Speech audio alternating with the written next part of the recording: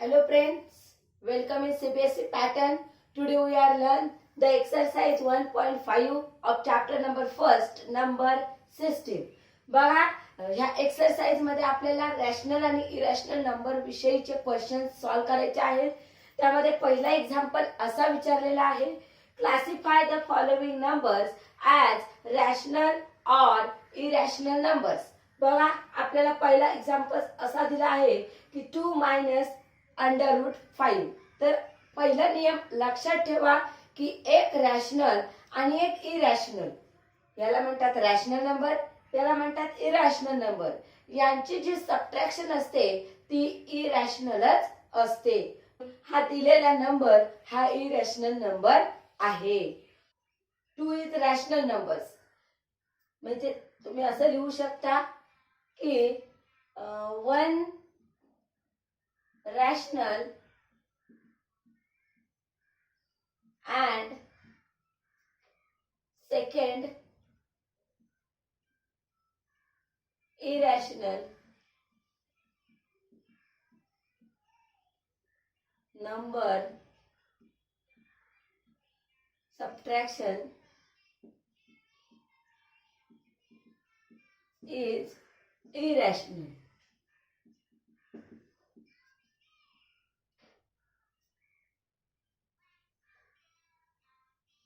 Irrational. Therefore, the given number is irrational. The given number is irrational. Okay, हे झाले या प्रॉब्लेमच्या बाबतीत. पुढे काय विचारलंय, 3 + 23 in bracket and outside the bracket -23. हे मी आता कसं मांडू शकते बघा, 3 + √23 -23 प्लस √23 -√23 गेट कॅन्सल, 0 राहिलं काय, फक्त 3. 3 is a rational number. Therefore the given number is rational numbers.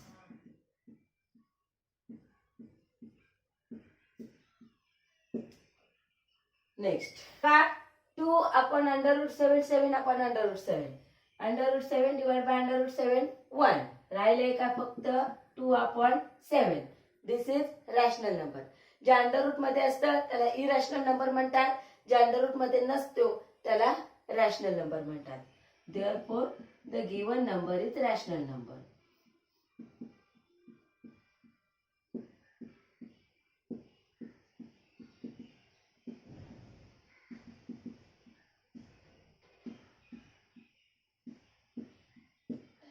Okay, पुढे बघा, पुढे 1 आहे, √2 आहे, म्हणजे एक रॅशनल आहे एक इरॅशनल आहे. याचा डिव्हिजन पण इरॅशनल नंबरच असतो.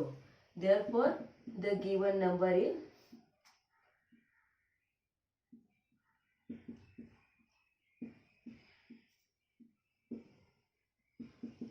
irrational. Okay. आता 2 pi. The pi is also irrational number. That is why, therefore, given number is irrational number.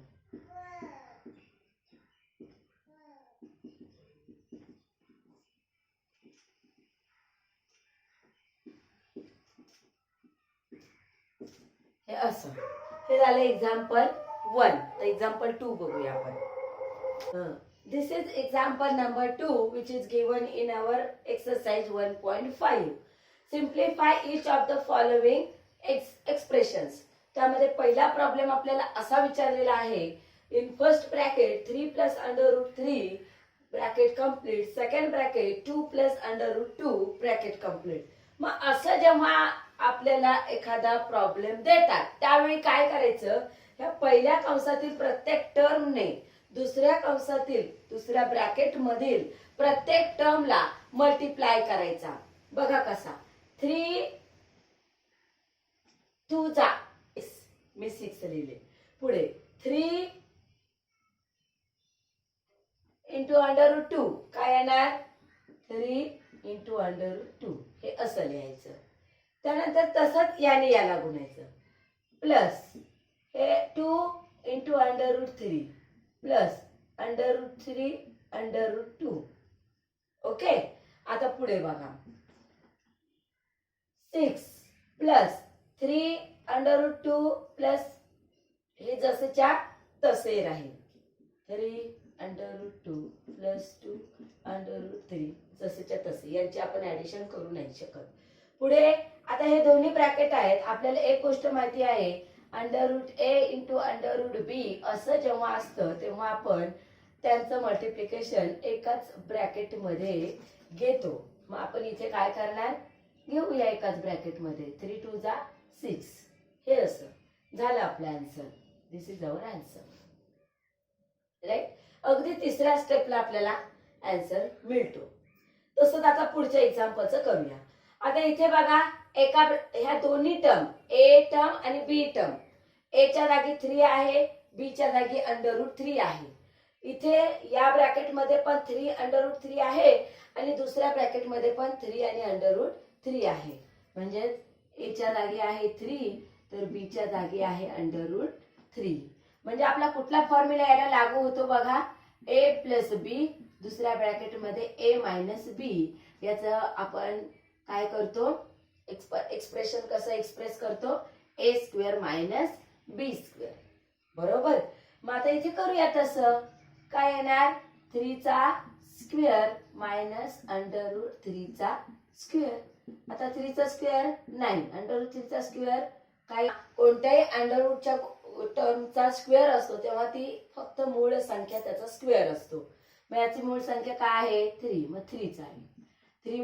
9 - 3 6 झालं आपलं आन्सर. इझी आहे की नाही.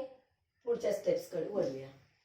बघा, या प्रॉब्लेम मध्ये ब्रॅकेटचा स्क्वेअर दिलेला आहे. मग आपल्याकडे तो पण फॉर्म्युला आहे. हा बघा असा, a plus B bracket square is equal to a square plus 2ab plus B square. बरोबर. तोच आता मी याला अप्लाय करणार. का, कसं बघा, a च्या जागी इथे आहे 5, b च्या जागी काय आहे √2. मग या फॉर्म्युल्यामध्ये जो माझा बेसिक फॉर्म्युला आहे त्या फॉर्म्युल्यामध्ये ह्या किमती मी ठेवणार आणि तसं त्याचं सोल्युशन काढणार. बघा कसं माझं सोल्युशन बनणार. आता a चा स्क्वेअर म्हणजेच √5 चा स्क्वेअर. बरोबर. पुढे प्लस 2 जसाच्या तसा, a च्या जागी √5, b च्या जागी √2 प्लस b चा स्क्वेअर म्हणजेच √2 चा स्क्वेअर. ओके. तर पुढे √5 चा स्क्वेअर काय राहणार, येस 5 प्लस 2. आता यांचं मल्टिप्लिकेशन होणार याप्रमाणे. बरोबर की नाही. मग 5 2 जा 10 प्लस 2 चा √2 चा स्क्वेअर 2. तर पुढे 5 प्लस 2 यांची ऍडिशन होऊ शकते कारण ते रॅशनल नंबर्स आहेत. रॅशनल नंबरची ऍडिशन होऊ शकते. मग 5 प्लस 2 7 प्लस 2 इंटू √10 झालं. आलं आन्सर. अगदी 1 2 3 थर्ड स्टेपला माझा आन्सर आला. इझी आहे ना. पुढे बघा, आता इथे पण a च्या जागी √5 आहे, इथे पण a च्या जागी √5 आहे, b च्या जागी √2 आहे, इथे पण b च्या जागी √2 आहे. फक्त पहिल्या ब्रॅकेट मध्ये मायनस आहे, दुसऱ्या ब्रॅकेट मध्ये प्लस आहे. सेम फॉर्म्युला दिस वन. हे असं a मायनस बी आणि a प्लस बी चा एक्सपान्शन होतो a square plus B a square minus B square. मग आता a च्या जागी काय म्हणाली मी, सांगा बरं, √5. b च्या जागी काय म्हणाली सांगा, √2. मग ठेवा त्या व्हॅल्यू त्यामध्ये. बघूया आपण काय होतोय. a च्या जागी √5 चा स्क्वेअर मायनस b च्या जागी √2 चा स्क्वेअर. √5 चा स्क्वेअर काय येणार 5, √2 चा स्क्वेअर काय येणार 2. झालं. 5 - 2 3 आलं आन्सर. ओके. तर आपण नेक्स्ट एक्झाम्पल कडे वळू. तर एक्झाम्पल आपल्याला असं विचारलेलं आहे की recall pi is defined as the ratio of the circumference of the circle to its diameter that is pi is equal to C upon D. म्हणजेच काय तर पाय हा काय आहे त्याचा सर्कम्फरन्स असतं असं ते म्हणतात की असं असू शकतो का.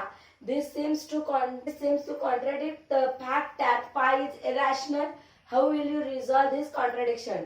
तर बघा अशा प्रकारच्या कोणताही कॉन्ट्राडिक्शन आतापर्यंत अवेलेबल नाही की पाय हा सी आणि D as either rational or irrational then pi is irrational.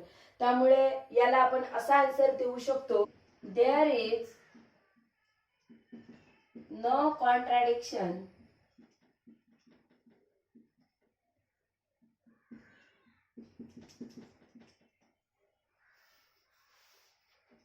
as either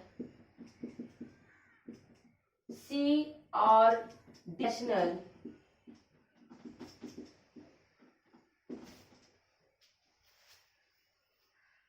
and hence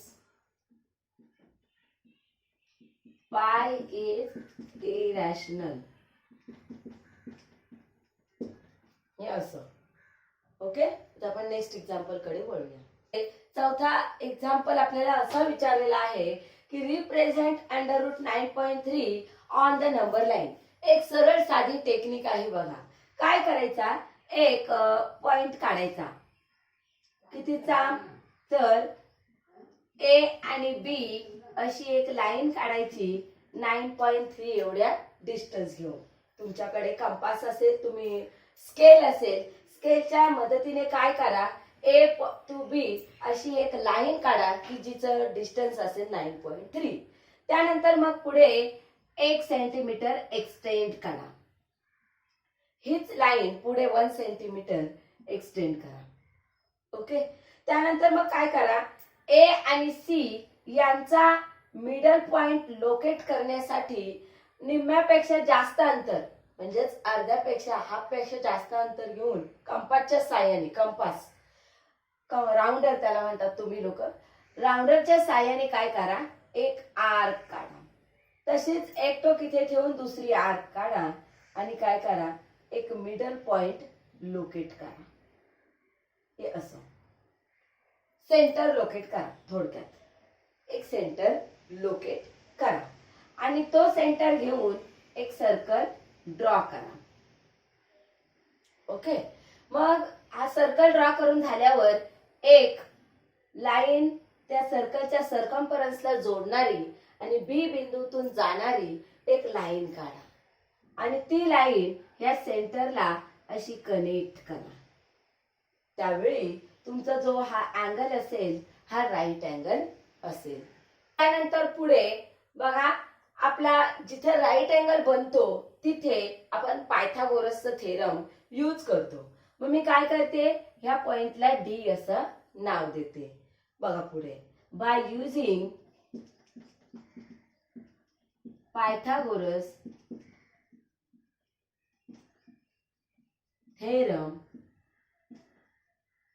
पायथागोरसचं theorem वापरून मला एक गोष्ट माहिती आहे, hypotenuse square that is OD square is equal to what DB square plus OB square. आता मला काय काढायचंय ह्या डीबी ची व्हॅल्यू काढायची आहे. मग मी काय करणार डीबी ह्या फॉर्म्युला मधला इथेच ठेवणार, ओबी या साईडला घेणार, तो मायनस बनणार. म्हणजे OD square minus OB square is equal to DB square. हे असं. आता बघा OD ची व्हॅल्यू किती आहे ही अशी. आता हा 9.3 आहे बरोबर आणि हा फक्त एक आपण एक्स्ट्रा घेतलेला आहे.